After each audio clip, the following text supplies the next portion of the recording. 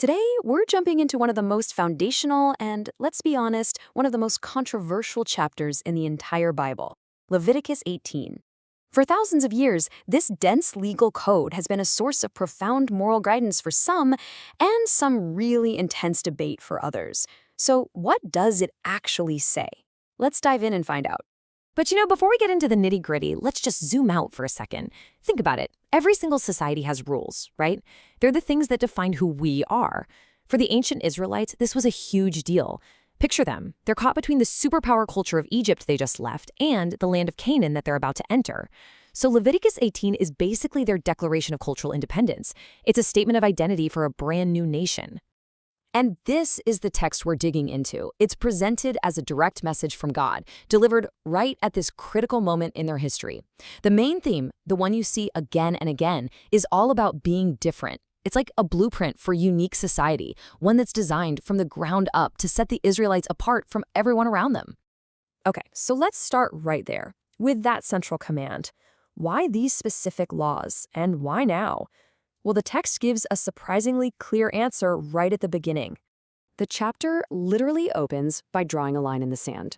It sets up this really stark contrast. It says, look, do not follow the ways of Egypt, the culture you just escaped. And hey, do not adopt the customs of Canaan, the land you're heading into. Instead, the command is to forge a totally new path. The message couldn't be clearer. Be different. So what's the authority for such a radical command? Well, it's this single phrase, repeated over and over again through the whole chapter. I am the Lord your God.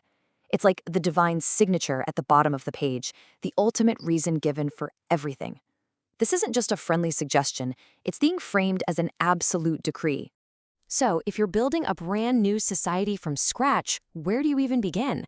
According to this text, you start with the family. The single largest chunk of this chapter is all about defining the family unit through a list of very, very specific rules about kinship and sexual relations. First up, you have the most foundational boundaries, what we'd call direct blood relatives. The code draws a clear line against any relations with a parent, a grandchild, or a sister, and it even makes sure to explicitly include half-sisters. This is all about establishing the absolute core of the family unit. And from that core, the circle of prohibition gets wider. It moves out to include aunts, both aunts by blood, like your father's sister, and aunts by marriage, like your uncle's wife. This shows you that the code isn't just worried about the nuclear family. It's trying to protect the integrity of the entire extended clan.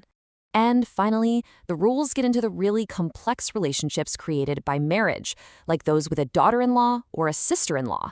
There's even this super specific rule against marrying your wife's sister while your wife is still alive, probably to stop rivalry and chaos in the home. You can see it's this comprehensive web designed to create a really stable social structure. All right, so after defining the family, the code kind of zooms out to address the community as a whole. These are the social rules that look beyond just the household and into public life. And wow, this is a really diverse list. It covers everything from what we'd call social taboos, like adultery and bestiality, to rejecting foreign religious practices, like child sacrifice to a god named Molech.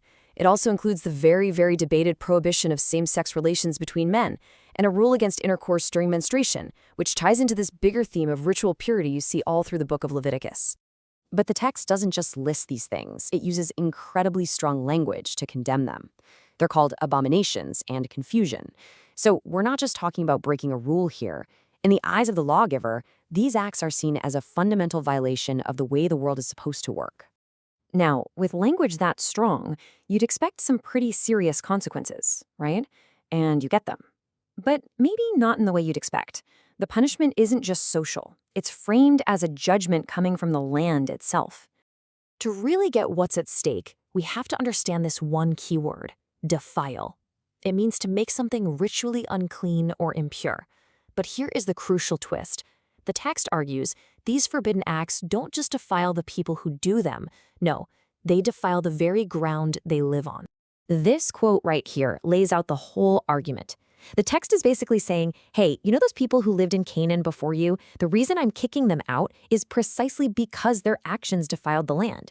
It's being presented as both a history lesson and a direct warning. Do not make the same mistakes. And that warning leads to this unbelievably powerful metaphor. The land itself vomiteth out her inhabitants. I mean, wow. The land is personified, talked about like it's a living thing that literally cannot stomach this level of moral and ritual impurity. The consequence of disobedience isn't just a fine or being ostracized, it's cosmic eviction. The chapter then wraps everything up with one final, summarizing warning that ties it all together. And it's so important to see who this warning applies to. The text makes it crystal clear. These laws are not just for the native-born Israelites. They apply just the same to any immigrant or stranger who is living among them. This was meant to be the single standard of conduct for the entire society, period. And so, the chapter ends exactly where it began, with this powerful call to remember the laws, to avoid the abominable customs of the other nations, and to stay a distinct people. And it's sealed one last time with that ultimate statement of authority, I am the Lord your God. And this leaves us with a final and pretty critical question.